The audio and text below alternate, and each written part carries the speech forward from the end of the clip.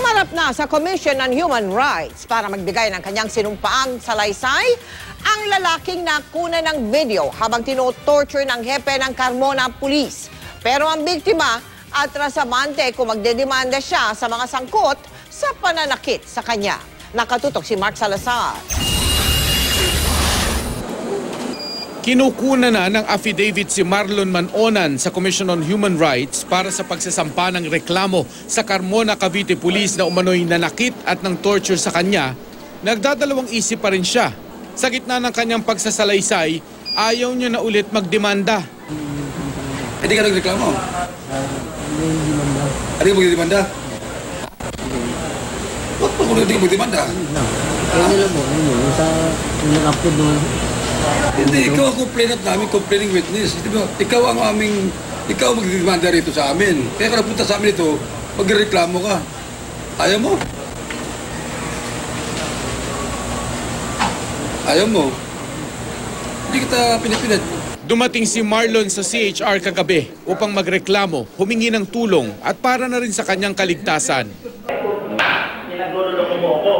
Matapos kumalat ang videong ito na nagpapakita ng pamamalo sa kamay ni Carmona Police Chief Inspector Jigger Noceda habang nanonood at tumatawa ang arresting officers na sina PO2 Danilo Ang at PO1 Bernard Amadure at ilan pa nilang kasamahan na di kita sa video. Anak ko nagpunta ka sa amin para magbigay ng tulong sa amin, tulong para sa ginawa sa'yo ng pulis. Ikaw ba dito ka ba magreklamo? Ha? Nireklamo ba natin? Siyempre kayo nga nagpunta sa opisina, reklamo mo para makakuha ng justisya. Pwede naman magsampa ng kaso ang CHR bilang nominal complainant kahit umatras si Marlon. Pero magiging mahina ang kaso. Kuna namin ng salaysay, then we will investigate the case. Maghahanap pa rin kami ng mga ibang testigo or whatever, no, para lumakas yung ating charges. Isinailalim sa sariling witness protection program ng CHR si Marlon. Mananatili siya dito kung itutuloy niya ang kaso. So anong gusto mo? Magreklamo ka ba o hindi? Reklamo naman natin. Yung nangyari sa akin. Oo, siyempre, yun nangyari sa pagkuhan. Willing ka ba? Nawalan na nakot, pabilit sa'yo. So, tuloy dito. Sige, sir. Na, ireklamo mo yung polis. Andiyan na yan, sir. Hindi yung andyan. Mag-isip mo na, kasapin mo na. Nagpaliwanag si Marlon sa amin na kakalimutan niya na lang sana ang pagmamaltratong inabot niya sa pulis. Hindi niya naman akalaing ang nangyari nung Enero pwede pang kumalat ilang buwan makalipas.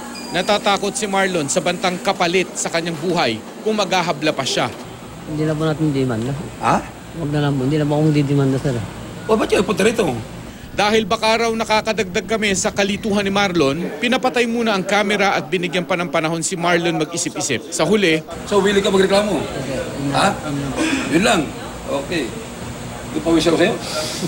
Mark Salazar, Nakatutok, 24 Oras.